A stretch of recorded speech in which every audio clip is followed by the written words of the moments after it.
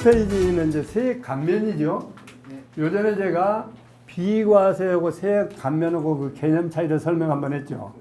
지금부터는 비과세가 아니고 세액 감면이기 때문에 뭘 해야 돼요? 본인이 세금 계산도 일단 하고 또 신고도 하고 내가 내야 할 세금이 이만큼인데 이 법규에 의해서 이거 얼마를 감면해 주시오. 신청서를 내야 돼요. 그래야만 감액되는 거죠. 본래 납세 의무는 있는데 일정한 요건에 해당되면은 세금을 얼마쯤 빼줘라 하는 게 감면이니까 그런 얘기입니다. 17페이지로 넘어갑시다.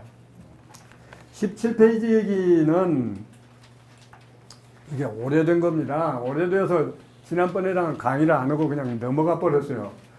이게 보세요. 거기 보면 언제부터 임대한 것을 이게 감면해 준다고 그랬어요? 2000년. 그렇죠? 2000년이니까 벌써 19년 지났죠. 또 이것은 또 밑에 임대주택법에 의한 건설 임대주택 같은 것은 5년 이상 임대라 했는데 신축을 언제까지 한 거란만 해당된다고 했어요? 86년 1월 1일부터 2000년 12월 31일 이 기간 중에 신축한 것은 감면해 준다 이랬단 말이죠. 또 두 번째로는 85년 12월 31일 이전에 신축된 공동주택 요것이 이제 감면 대상이 된다 그래요. 그러니까 여기에 맞으면 감면 대상이 된다. 또 밑에 맨 마지막 단계 봅시다. 이번에는 임대주택과 매입 임대주택. 그러니까 구분이 어떻게 됐어요? 맨 위에는 일반 주택. 그렇죠? 두 번째는 건설 임대주택. 세 번째는 매입 임대주택. 이렇게 구분되어 있죠. 그 매입 임대주택도 마찬가지로 이것은 95년 1월 1일 이후에 사가지고 그래가지고 임대를 개시했어요. 5호 이상의 주택을 임대하면 5년 이상만 감면해준다. 이렇게 되어 있단 말이죠. 그런데 맨 오른쪽에 보세요. 맨 오른쪽에는 얼마를 감면해준다고 그랬어요? 맨 위에는 50%. 일반 주택은 5년 이상 임대하면 50% 해주고 그렇게 봐야 됩니다. 이 표를 요약해놔서 그런데 5년 이상 임대한 것은 50%를 감면해주고 반만 해주고 그 대신 10년 이상 했으면 100% 다 해준다 이렇게 돼 있어요. 10년 이상. 그래서 이게 보면 여러분 보시다시피 2000년 이전에 이미 임대를 개시한 거니까 한참 세월이 지나버려서 효력이 없어진 줄 저도 알고 그냥 강의를 잘 안 하고 넘어갔는데 요전에 어떤 분이 찾아왔어요. 여기 강의 들으신 분이. 그 양반 얘기를 들으니까 여기에 해당이 되더라고. 오래전부터 가지고 계시니까 여기에 해당이 돼요. 근데 이제 그분은 무엇이 문제되었냐면 여기에 해당은 되는데 자기가 그때 이렇게 사가지고 이렇게 임대를 할 때는 임대 등록을 하란 말이 없었다는 거예요. 근데 요새는 임대 등록 안 하면 또 감면 안 해주죠. 그걸 이제 궁금해서 왔어요. 왔는데 여러 군데 물어봤대요. 여러 군데 물어보고 공무원한테 가서 물어봤는데 대답하는 사람마다 구구각각이더라. 그러고 왔어요. 왔는데 그래도 저도 이거 그 양반 덕택에 발견을 했어요. 보니까 임대하라는 규정은 요 훨씬 뒤에 생겼어요.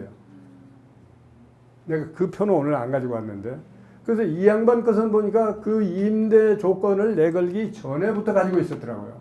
그러면 본인이 처음에 취득해서 임대 시작할 때는 임대 등록을 하란 말이 없었어요. 그건 이제 봐줘야 된단 말이죠. 그래서 그 양반 저 위대한 발견을 하고 가셨어요.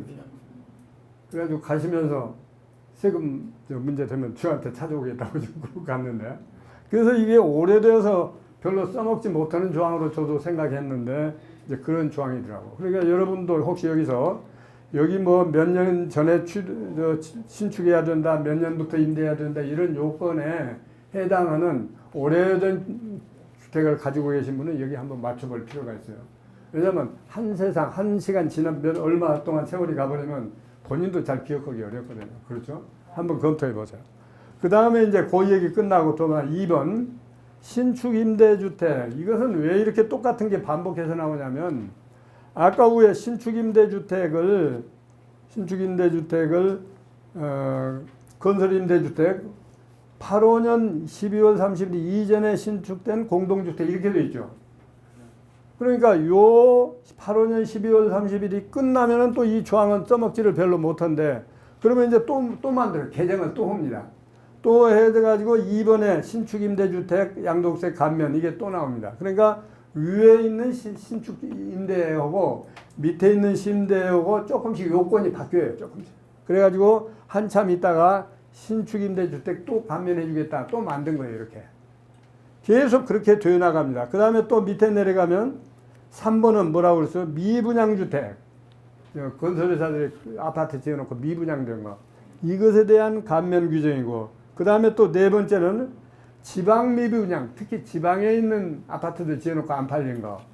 이것에 대한 감면. 이렇게 쭉 개정을 수없이 이렇게 해나갔다면 계속.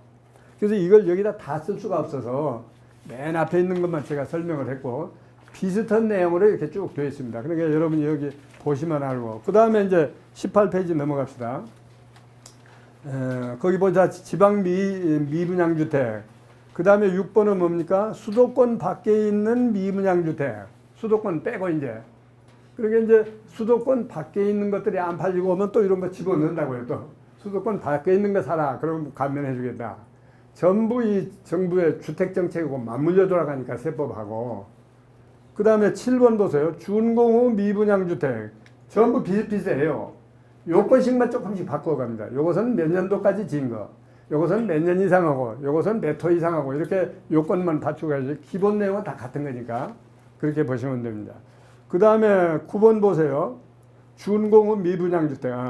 10번 신축주택 양도. 아까 신축 나왔죠? 11번 신축주택 또 나오죠? 12번 신축주택 또 나오죠? 이렇게 자꾸 개정해 간 거예요. 고치고 또 고치고 또 고치고.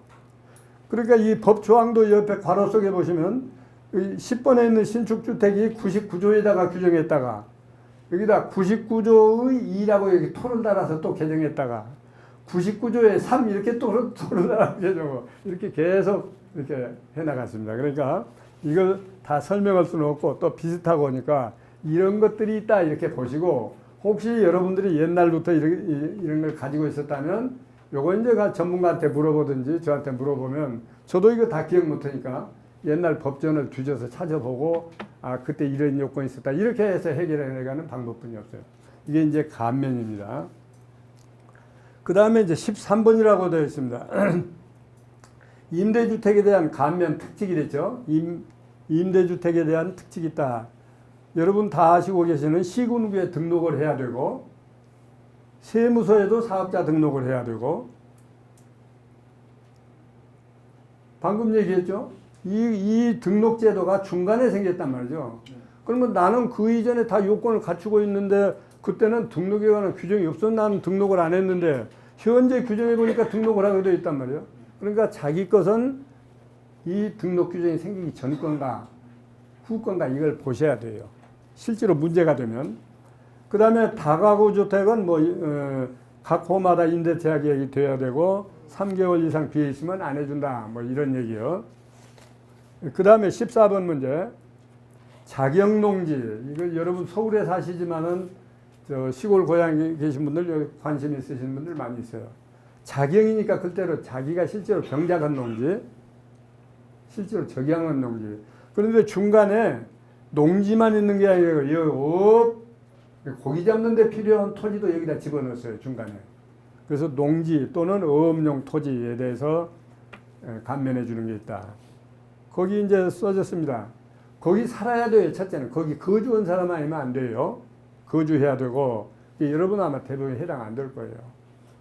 그 다음에 바로 그 자리는 아니더라도 최소한 30km 이내에서는 살아야 된다. 그래야만 그 사람이 농사도 지었다고 보고 고기잡이도 했다고 보지 먼데 있는 사람 안 해준다. 30km는 이게 직선거리도 30km입니다. 그 전에 이게 시비가 많았어요. 어떤 사람은 길을 따라서 재니까 40km예요. 그래서 시비가 많아서 잣대로 지도에다 놓고 딱 재가지고 30km 이내면 된다. 그렇게 해서 제가 실제로 구제해 주신 분이 한 분 있어요. 예. 그러니까 서울이지만은 이 서울하고 조금 가면 경기도잖아요. 저도 성남인데 조금 가면 그 경계선이잖아요. 근데 서울이 아니고 경기도 산다고 이거 자경 아니라 이러면 곤란하단 말이에요. 그래서 꾸불꾸불하면 30km가 됐는데 잣대로 재봤더니 30km 미만이에요. 경기도 사시는데. 그래서 이것을 감면을 받았어요.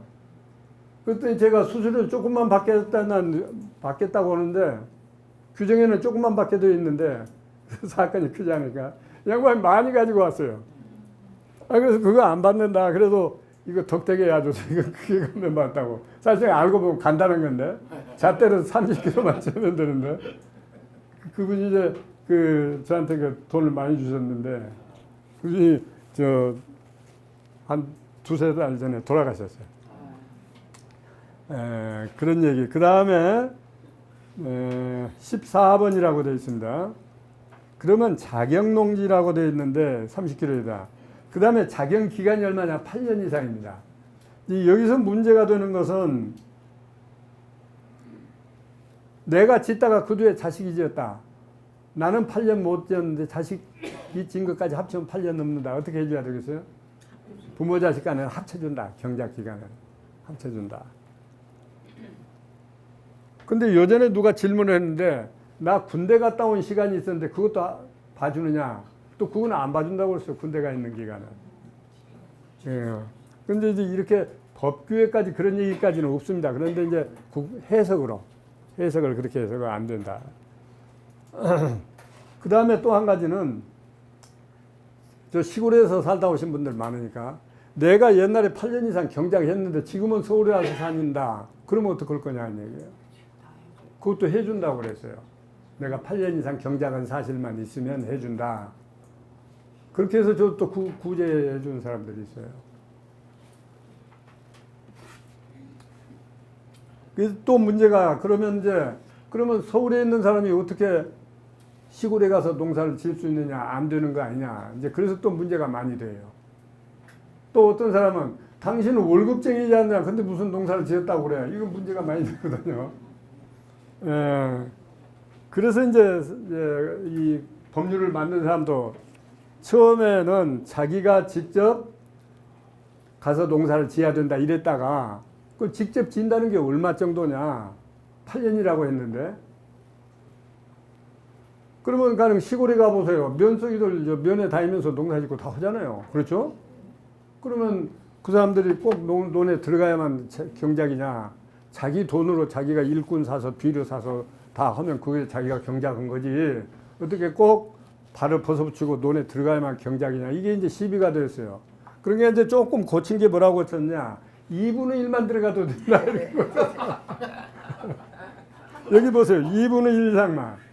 근데 2분의 1 들어갔는지 안 들어갔는지 어떻게 입증합니까? 자기도 입증 못하고 공무원도 입증 못하죠. 2분의 1 들어갔는지 어떻게 알아요?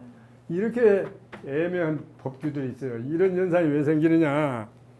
저 높은 데 앉아있는 사람들이 대부분 그냥 앉아서 책상에서 이것만 했지 몰라요. 농사도 안 지어본 사람들 요새 더군다나 저 고등고시 합격해가지고 아무것도 실무도 안 해보고 처음부터 그냥 저 재무부 저 시원은 저 사무실에 앉아 요것만 하니까 계산상으로는 가는 거죠. 2분의 1.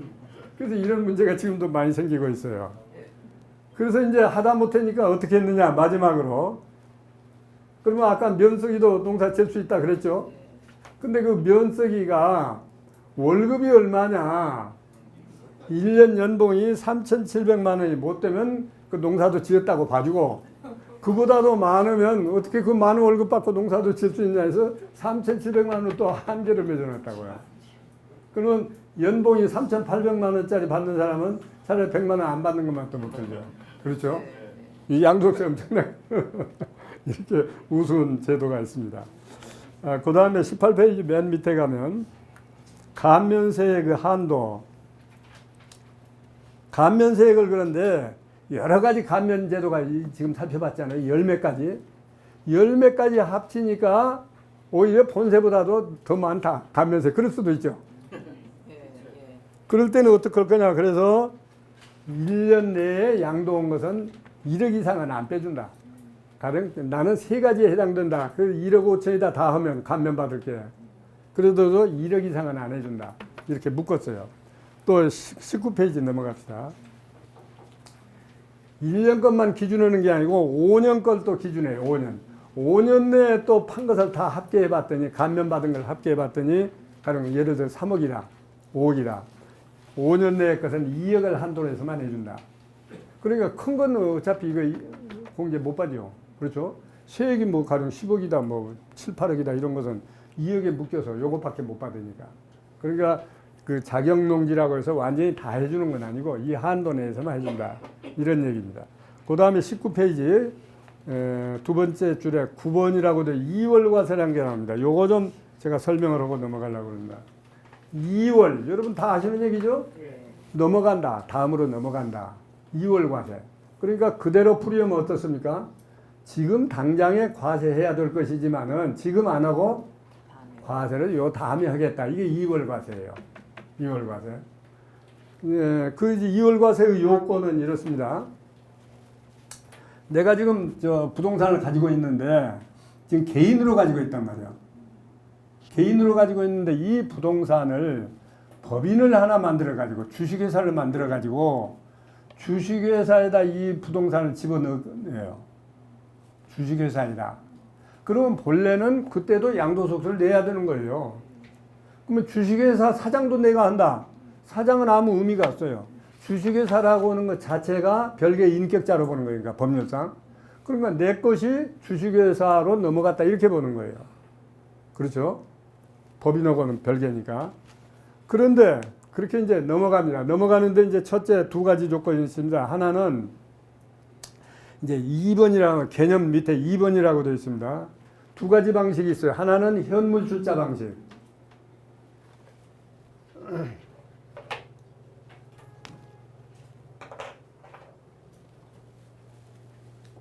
그 방법이 하나는 현물 출자 방식입니다. 현물 출자. 현물 출자를 해가지고 법인을 하나 만든다, 주식회사를 하나 만든다 이런 얘기예요. 현물 출자를 해가지고 본래 회사를 만들려면 뭘 해야 돼요? 자본을 집어넣어야 되죠. 자본 없는 회사는 없죠. 근데 현금 자본을 집어넣는 게 아니고 내 부동산을 이 법인에다 집어넣는다. 그래가지고 법인을 만든다. 이게 현물 출자 방식이에요. 그럼 본래는 양도소득세를 내야 되는데 양도소득세를 지금 내라고 하는 게 아니고 먼 장래에 내라 이렇게 이월시켜준단 말이죠. 이걸 요새 묻는 사람이 많고 또 실제로 이렇게 해본 사람들도 많이 있어요. 여러분 가령 좀 등치가 큰 부동산을 가지고 있어서 자식한테 줄려도 세금이 많고 팔아도 세금 많고 그래서 고민하는 사람들이 요새 이런 걸 덜 하는 사람들이 있어요. 근데 잘해야지 잘못하면 더 큰일 나요. 그래서 이제 이렇게 해서 법인을 설립한단 말이죠. 그러면 아까 얘기했다시피 이때는 개인으로 있었죠. 개인으로 있던 것이 소유권이 법인한테 넘어간 거잖아요. 그럼 본래는 개인은 양도소득세를 내야 되는데 이걸 안 내게 한다. 그러면 법인한테 판 거하고 똑같으니까 그러면 판 대가를 받아야 될 거 아닙니까? 현물 출자했으면. 그렇죠? 일반 매매를 했으면 대가를 뭘로 받습니까? 돈으로 받죠. 근데 이것은 뭘로 받느냐? 주식으로 받는다. 법인의 주식으로. 그러니까 받는 재산이 다르다는 것 뿐이지 소유권을 넘기고 내가 그 대가를 받는 점에서는 매매나 같다 그런 얘기죠. 이게 현물 출자 방식이에요. 또 하나는 여기 포괄적인 양도를 해도 된다. 이런 두 가지 방식이 있다 그랬습니다. 근데 이때 현물 출자를 할 때 가령 이 건물이 내가 가지고 있는 것이 10억짜리다. 10억짜리를 현물 출자를 해가지고 법인을 만들었어요. 그러면 법인의 자본금이 얼마예요? 10억짜리가 되죠. 그러니까 내가 10억짜리를 현물 출자했으면 이 법인의 주식 중에 내가 10억 원어치를 반드시 갖고 있어야 돼요. 다른 사람한테 넘겨주면 안 돼요. 그러니까 내 현물이 부동산이 주식 10억짜리로 바뀐 것 뿐이죠. 그렇죠? 그럼 여기 포괄적 양도라고 하는 건 뭐냐면 이 재산이라고 하는 것은 재산 그 자체가 있고 재산에 담보된 채무가 있잖아요. 그러니까 이거 포괄적인 양도는 뭐냐면 이 재산하고 가령 부동산이면 부동산하고 이 부동산에 담보된 채무하고 요걸 일괄해서 넘긴다. 이게 포괄적 양도입니다. 일괄해서. 그러니까 아까처럼 현물 출자는 아니지만은 이 자산 부채가 통째로 다 넘어간다 그런 얘기예요. 포괄이라는 얘기는. 포괄. 그렇죠? 한문으로 이렇게 쓰잖아요. 포자가 무슨 포자예요? 쌀 포자. 보따리 싼다, 쌀 본다. 포함한다. 또 장기 둘 때 포도 이제 쓰죠. 싼다. 전부 다. 괄자는 무슨 괄자예요? 이것도 쌀 괄자예요. 그러니까 모든 것을 다 보따리 하나에 다 싸서 그냥 그대로 넘겨야 된다. 그런 얘기예요. 그러니까 여기 모든 것이라고 하는 것은 주로 크게 나누면 재산과 채무 이것이 같이 넘어가야 된다. 그러니까 재산만 내고 넘어가고 채무는 안 넘어가고 그러면 이게 포괄적 양도니까 인정 안 해요. 요것도 마찬가지로 그러면 요 포괄적인 양도를 할 때는 그러면 이걸 사야 되잖아요. 포괄적인 양도를 하면 사야 되잖아요. 그러면 이 산 대가는 그러면 뭘로 하느냐? 산 대가를 이건 현금으로 줘야 되죠. 현물 출자가 아니까. 근데 살 돈이 없어요. 넘기려는데. 살 돈이 없어. 그러면 어떻게 하냐면 어떤 사람들은 은행에서 돈을 빌려가지고 그것을 산 것으로 하고 그렇죠. 그래가지고 또 돈을 빼서 이렇게 뒤로 또 갚기도 하고 이런 형식을 많이 해요. 근데 이것은 별로 이용을 잘 안 하더라고요. 왜냐하면 극히 위험해. 실제. 왜냐하면 과연 포괄적으로 이렇게 넘어간 거냐 아니냐 때문에 시비도 많고 하니까 잘 안 해요. 또 그러면 이제 이 넘길 때 이 가격을 뭘로 할 거냐가 문제가 되거든요. 내 재산과 채무가 넘어갔는데 이 재산을 얼마치로 치고 넘기는 거냐 이게 또 문제가 돼요. 근데 나중에 이제 평가해서 보지만은 이 가격이 가령 기준시가가 있고 그렇죠? 기준시가가 있고 또 감정 가격이 있고 여러 가지가 있단 말이죠. 어떤 것을 이 가격으로 삼을 거냐 해서 문제가 돼요. 그러니까 이제 보통 어떤 사람은 기준시가로 오면 제일 싸니까 싼 가격으로 이렇게 양도한 걸로 이렇게 해서 하는데 이 나중에 이제 평가해서 보면은 저 세무서에서 볼 적에 이 가격이 말이 아닌데 너무 싼 가격으로 했는데 싶으면 세무서장이 또 감정을 시켜보는 규정이 있어요.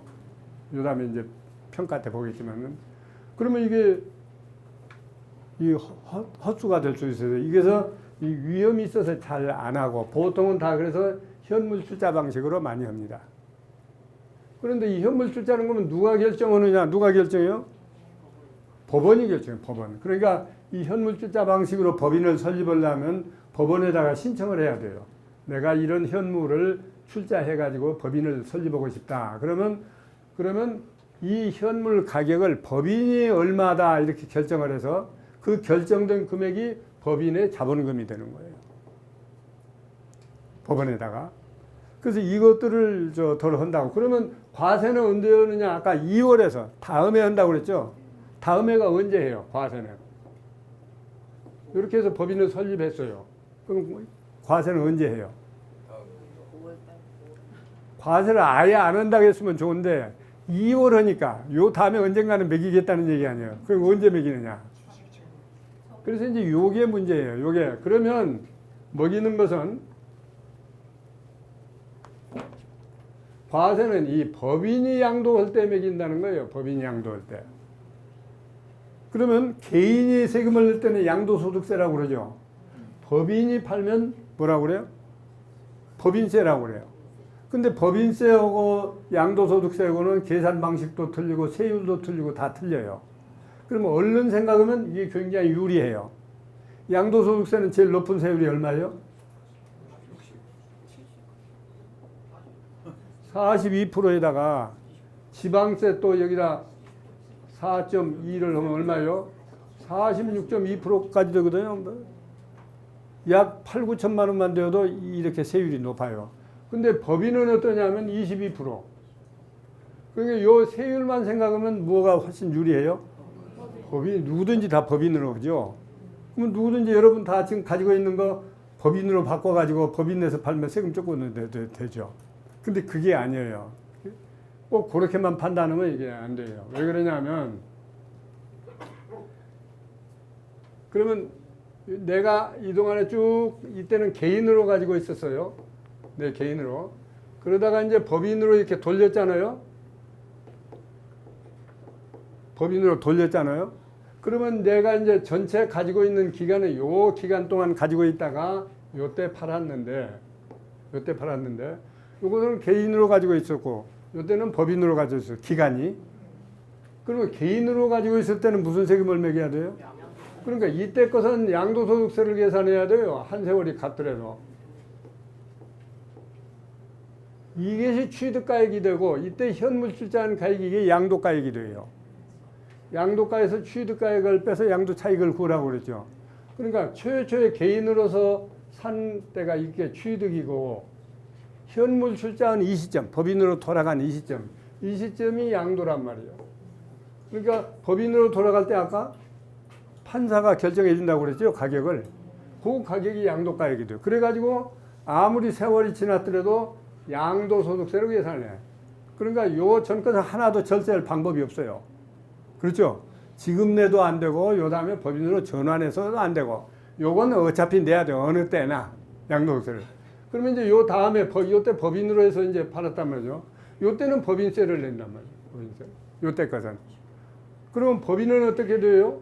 요것이 취득가액이 되고 이게 양도가액이 되죠. 법인은 이때 취득했으니까. 그렇게 해서 이제 법인세를 매겨요. 그러니까 얼른 생각해가지고 어떤 사람들은 야 법인세율이 싼데 그러면 하지. 이거 크게 잘못한 거예요. 이게 만일에 지금까지처럼 부동산 가격이 계속 오른다면 일리가 있어요. 왜냐하면 이렇게 법인으로 전환한 뒤에도 가격이 많이 올라서 소득이 여기 많이 떨어졌다. 법인으로. 그럴 때는 또 상당한 이유가 있는데 지금부터는 별로 가격이 안 올라서 이렇게 별로 안 오른다. 그러면 아무 의미가 없죠. 요 기간권 다 양도소득세를 매기니까. 그렇죠? 또 이때는 별로 안 올라서 이익이 별로 안 나니까 법인세 낸다고도 별거 아니고. 요즘 주의해서 해야 돼요. 아주 어렵습니다. 그래서 이렇게 지금 하는 사람들이 들어있어요. 들어있는데 지금 강남에, 여러분도 강남에 사시지만은 강남에 이렇게 빌딩들이 쭉 있잖아요. 예? 전부 빌딩이죠. 이제 이분들이 이제 내가 상담을 해보니까 70대, 80대 이제 전부 노인들이었어요. 자기가 살 때는 젊었을 때 샀는데 다 노인들이었어요. 그래가지고 이제 자식들한테 물려주려고 하니까 상속세 엄청나지. 팔아도 양도세 엄청나지. 그러니까 이런 생각을 하고 자문을 저한테 많이 해요. 많이 하는데 그분들이 한 군데만 물어본 게 아니고 여러 군데 다니서 물어볼 거 아니에요. 그러면 이제 의견이 각각이에요. 어떤 사람한테 가니까 이렇게 법인세로 내면 싸다 해서 당장 하라는 사람도 있고 여러 가지인데 특히 노인들은 이게 별로 실익이 없더라고요. 왜 실익이 없느냐면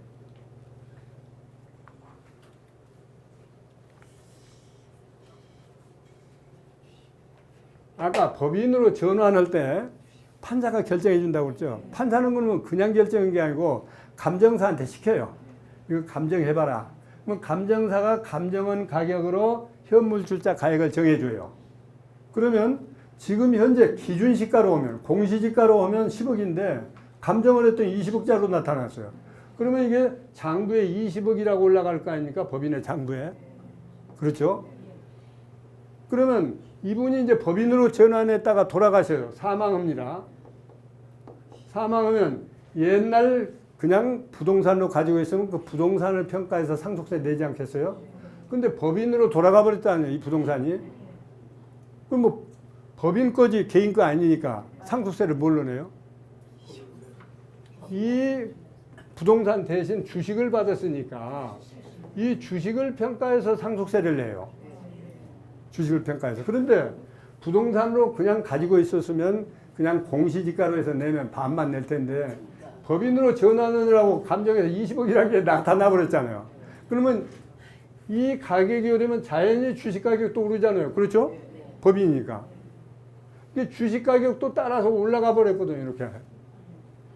그러니까 젊은 사람 같으면 한 10년 후에 이렇게 되면 괜찮은데 노인이 이렇게 하자마자 돌아가시면 이거 아는 것만 못한데 이걸 또 자꾸 하라고 와서 코치하는 사람들이 있어요. 이렇게 하면 세금 싸다, 세금 싸다.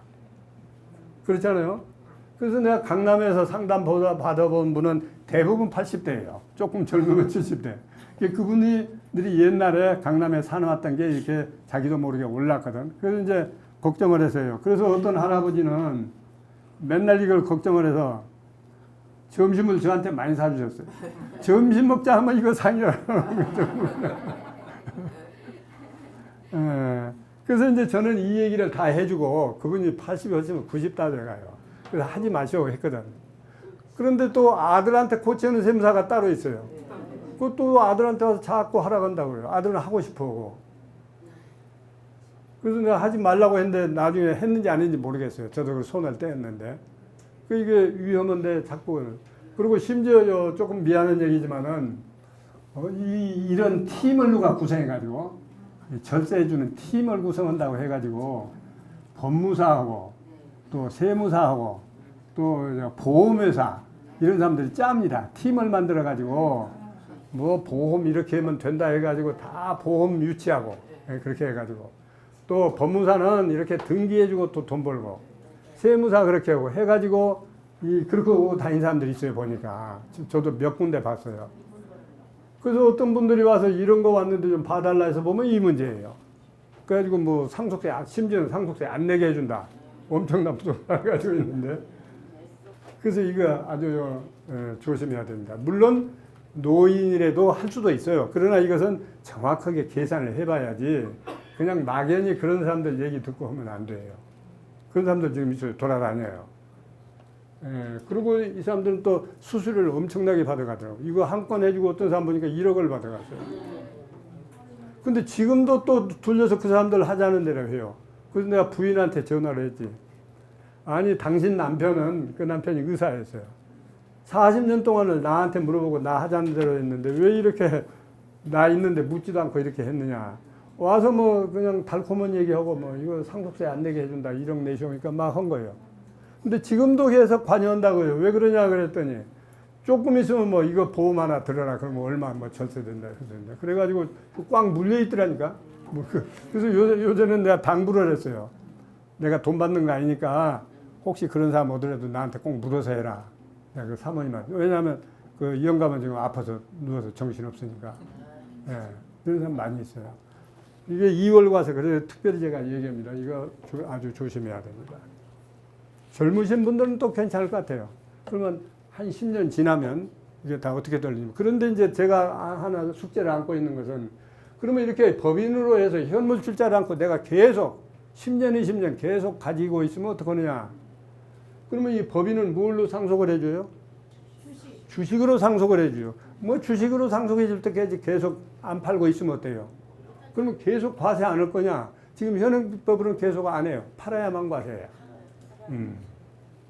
그런 점이 있고 또 하나는 이 법인으로 전환했으니까 그러면 내가 부동산에서 그동안 계속 임대료도 받고 괜찮았는데 법인으로 전환해버렸으니까 그 임대료를 누가 받아요? 법인이 받죠. 내가 가져오면 안 되죠. 내가 가져오면 횡령이 돼요. 신문에 보면 맨날 횡령했다고 나오잖아요. 그게 바로 그거예요. 이 큰 기업의 무슨 오나 뭐 이런 사람들 신문에 보면 횡령했다고 자주 나오죠. 심지어 뭐 몇백억을 횡령했다. 그게 딴 게 아니고 자기는 뭐 법인도 내 거고 뭐 이거 다 내 건데 이렇게 생각한단 이 사람들이. 근데 법률상으로는 법인은 남이거든. 그러니까 그냥 밑에 사람 시켜서 너 오늘 1,000만 원 어디서 가져와. 1억 가져와. 그거 쓰고. 그게 뭐 재벌 지금도 이제 재판받고 있는데 거기도 봐서 그런 거예요. 몇천억을 이렇게 뺐었는데 그 사람 생각은 뭐 좋은 호재가 나니까 잠시 회사 돈 갖다가 한탕 하면 얼마 남으니까 그러고 넣어주려고 했겠죠. 그 사이에 문제가 생겨서 이제 수사가 시작되니까 딱 형량이 돼버린 거예요. 가져갔으니까. 그래서 이 법인은 법인 거니까 그러면 법인이 임대료 받은 거 다 챙겼죠. 이 돈을 내가 가져와야 되는데 어떻게 가져와야 돼요? 배당을 통해서 가져와야 돼요. 배당을 통해서 가져오면 적법하지만은 그냥 가져가면 횡령이란 말이죠. 배당을 통해서 가져오면 무슨 세금을 내요? 배당에 대한 종합소득세를 내야 돼요. 그러니까 이렇게 치면 거기서 우겨요. 공무원들도 머리 좋은데 뭐 어느 쪽에만 유리하게 이렇게 법률을 만들겠어요? 안 만들지. 근데 이런 거 다 무시하고 그냥 이거 법인으로 하면 22%만 내면 됩니다. 이 달콤한 얘기 넘어간다. 조심하세요. 이게 2월 과세라는 얘기고 맨 밑에 이제 거의 끝났습니다. 11번. 신고는 두 가지가 있다. 예정 신고고 확정 신고 해야 된다. 여러분 다 아는 얘기지만은 예정 신고는 언제 해요? 2달 내에 해야 되고 양도 헛날부터 2달 내에. 양도 헛날이 어떤 날에 양도 헛날이라고 그랬어요? 잔금 청산일. 이때부터 2달 내에 해야 되고. 근데 이 2달이라고 하는 게 옛날에는 딱 그 날부터 세어서 2달인데 너무 이제 착오가 많이 생기니까 처음에 거래한 달은 빼버리고 가령 1일 날 한 사람도 있고 말일 날 한 사람도 있잖아요. 근데 다 한 달로 치면 안 되니까 빼버리고 그 달은 무조건 빼고 다음 달부터 2달이라. 확정 신고 마찬가지로 5월 30일에. 그 무슨 얘기냐면 예정 신고 했더라도 자기가 수정하고 싶다든지 하면 확정 신고를 해라. 또 예정 신고는 여기 팔 때도 이제 예정 신고고 여기 팔 때도 예정 신고면 두 개 합쳐서 종합소득세 신고를 5월 달에 또 할 수 있어요. 수정해서. 그런 얘기입니다. 맨 끝에 납부, 신고할 때는 반드시 납부도 동시에 해야 된다. 분납이라는 제도가 있어요. 2달밖에 안 줘요. 근데 그 기간을. 자, 여기까지 소득세법을 간략하게라도 다 끝냈습니다. 그런데 아까 제가 30분 더 허락한다고 그랬죠.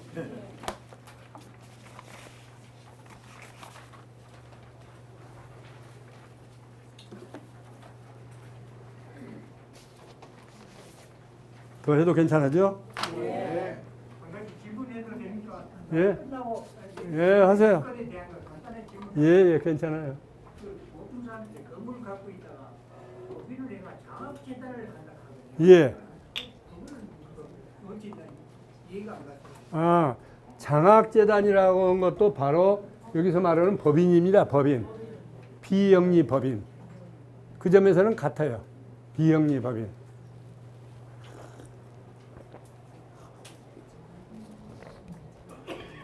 근데 그런 사람들은 왜 그러면 저 장학재단을 만드느냐? 그 자기가 가져올 생각 안 한 거죠. 그 재산을 이제 영원히 재단에 준다는 거죠. 그 대신 장학재단에 준 것은 과세를 안 해요. 과세를 안 해. 뭐 그것 때문에 아마 기부하는 거예요, 보통은. 가령 내가 여기 말로는 장학 재단 그냥 놓고 자기 식구들 다 집어넣고 돈 빼고 그건 이제 나쁜 사람이 하는 거니까. 나쁜 사람이 하는 거니까 그걸 기준으로 하면 안 되고, 과거에 그런 사람이 많았으니까 아마 선생님도 그렇게 얘기하실 텐데 요새는 많이 달라졌어요. 요새는 많이 달라졌어요. 요전에 한번 여러분 신문에 보셨는지 모르겠는데 어떤 사람이 서울대학교 500억 기부했다 해서 신문에 크게 났죠. 그렇죠? 그 양반하고 저하고 40년간 이렇게 인연을 가지고 있어요. 훌륭한 분이에요, 아주. 그래서 그분이 이번에 그 500을 기부한 거 그 자체로서 훌륭한 게 아니고 그 전에도 이미 선생님이 질문하신 재단법인을 만들었어요. 그 재단법인에 돈을 얼마 집어넣느냐? 자기 돈을 1,000억을 집어넣었어요. 그래가지고 그 돈에서 생긴 이자가 1년에도 몇십억씩 나와요. 그걸 계속 자선 사업을 했어요. 주로 서울대학교에 제일 기부를 많이 하고, 우리나라 공과대학, 쓸만한 공과대학에는 그분이 지원하는 데가 없어요. 그 공과대학마다 도서관을 지어주고 했어요. 성함이 어떻게 되십니까? 김정식 씨라고. 아주 훌륭해요. 김정식. 뭐 조선일보에 막 전면에 이렇게 막 났잖아요. 그러니 그거 나니까 사람들이 그 처음 듣는 사람인데 누구야? 대부분 이랬어요. 왜냐하면 그분은 얘기를 안 해요. 절대. 그러니까 기사도 못 내게 했어요. 그동안에. 그러니까 아무도 그런 일을 한 줄을 모르다가 이제 마지막에 돌아가실 무렵에 그 기부하고 일주일도 못 돼서 돌아가셨거든요. 그냥 돌아가셨다. 그래서 이제 그걸 기부를 이렇게 쭉 하시면서도 누구한테 얘기하지 마라. 그래서 안 해요. 재단 사무실에 간판도 못 붙이게 해요. 안 붙여요. 몇 사람만 알아요. 또 아까 선생님 재미있는 얘기. 재단 만들어서 실제로는 자기 가족들 넣고 다 월급으로 빼간다 그랬죠. 이분은 자기 월급도 안 가져가요. 그래가지고 한동안은 직원도 안 쓰고 자기가 손수 다 해요. 제가 좀 이제 이렇게 거들러 주고. 그러니까 한 번은 세무서에서 전화가 왔어 저한테. 그 재단이 맞느냐 맞다. 혹시 유령재단 아니냐 이렇게 전화가 왔어요. 왜 그러냐 뭐 당신 뭐 보고 그러냐 그랬더니 아 무슨 놈의 재단법이 자본은 큰데 그 인건비도 한 푼도 안 나가고 뭐 아무것도 없다. 그러니까 이거 유령재단인데 이거 저 결산서만 이렇게 만들어서 한 거 아니냐 이렇게 의심을 한 거예요. 그래서 내가 쭉 얘기를 해줬어요. 그런 법인도 있느냐 이래요. 그런 재단이 있느냐. 그렇게 훌륭한 분도 계세요. 그래서 이제 마지막에 남은 돈 500억 저 서울대학교에 다 집어넣은 거죠. 서울대학교는 이번에 5번째.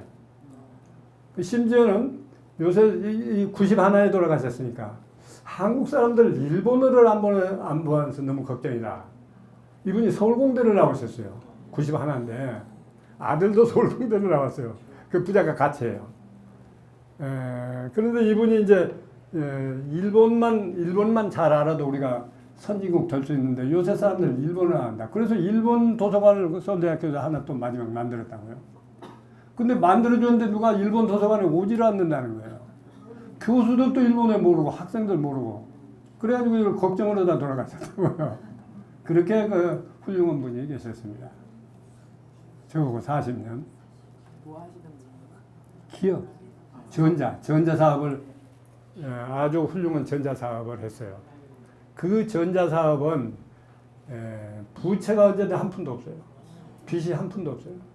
우리나라 회사들은 돈 두고도 은행빚 싸다고 은행 또 막 갖다 쓰죠. 빚이 하나도 없어요. 아주 훌륭해요. 상장 회사예요. 여러분 그런 회사 주식을 하세요. 예? 대덕전자 주식회사라고 소문을 안 내니까 제가 회사 사람들이 잘 몰라서 그런데 빚이 한 푼도 없으니까 수년. 저 선생님이 재단 얘기하는 통에 엉뚱한 대로 지금. 그래서 훌륭한 분이 가셨습니다.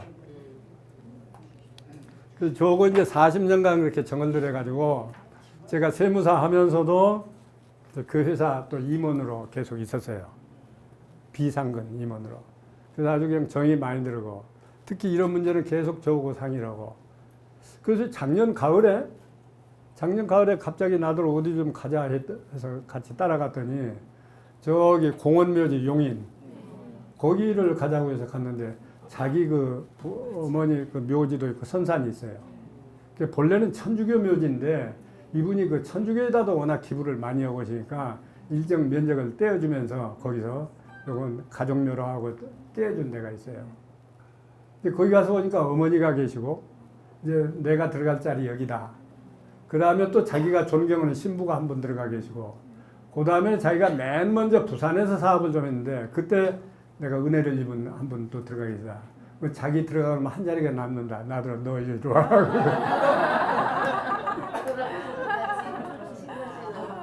아주 좋은 자리, 명당 자리. 결정하셨어요? 예? 결정하셨어요? 아니 그렇게 하고 가셨어요. 그래서 아들 돌아가시기 조금 전에 아들한테 그 얘기를 했어요. 아버지하고 사진에 이런 일이 있었다. 왜냐하면 그날 가서 또 어쩐지 그 양반이 나를 자꾸 사진을 많이 찍으라고 그러더라고. 그 묘지에서 사진을 여러 장 찍었어요. 당신이랑 같이도 찍고 그게 여기 들어있거든요. 핸드폰에. 그렇게 훌륭한 분이 계셨는데 사람들이 잘 몰라서. 하여튼 재단 얘기 많이 했습니다. 자, 상속세기 조금만 더 합시다. 30분 더 한다고 했으니까 해야죠.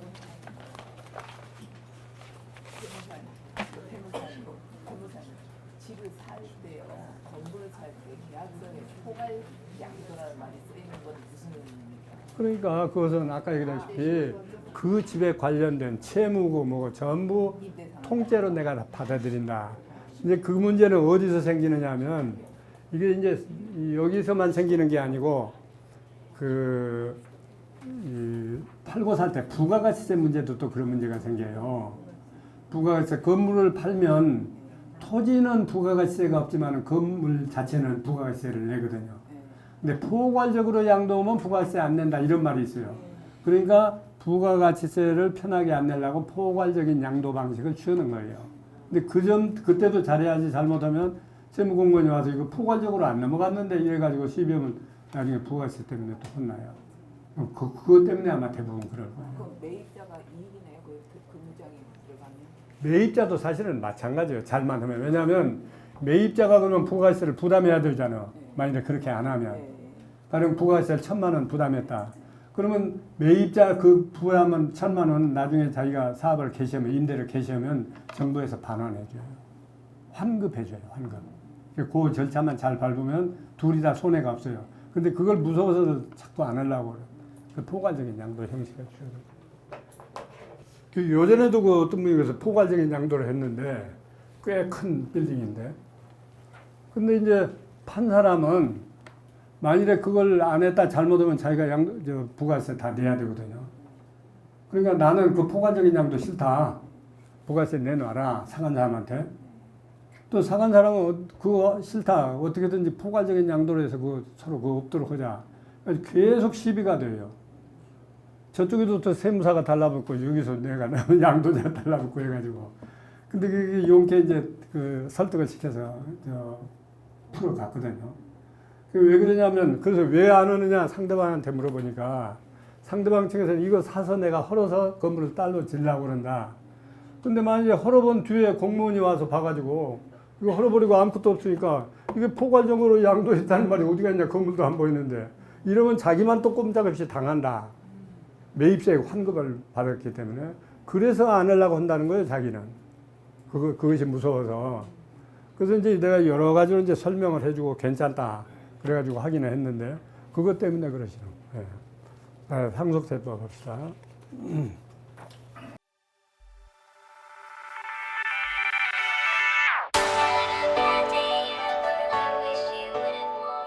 강남구 논현동에 위치한 대지면적 약 75평, 연면적 약 200평의 수익형 부동산 개발 사례입니다. 인지도 있는 브랜드와 연계하여 임차인이 선호하는 최상의 공간을 만들어갑니다. 소호 사무실을 계획하여 수익률을 극대화하였습니다. 1층 필로티를 활용한 편리한 주차, 풀옵션 주거 공간과 독립된 옥상 정원, 전용 면적 5평에서 7평대까지 고급 임대주택의 수익 극대화가 되도록 가구와 자재를 선별하였습니다. 풀옵션으로 전자제품, 가구류와 집기류가 모두 포함되도록 계획하였습니다. 매각 시 자산가치가 높을 건축물로 디자인하였습니다.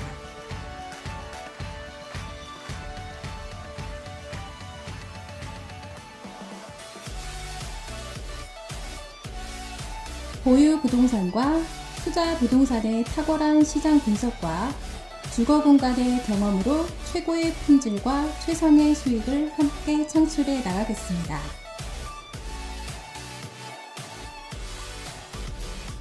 책임, 위탁, 전속, 일반 관리 등 건물주 취향에 따라 선택 가능합니다. 수금 책임제로 월세 미납 시 대납해 드립니다. 공실 클럽 및 제휴사의 광고를 통한 타사 대비 공실률 최소화로 인해 수익률 증가가 가능합니다.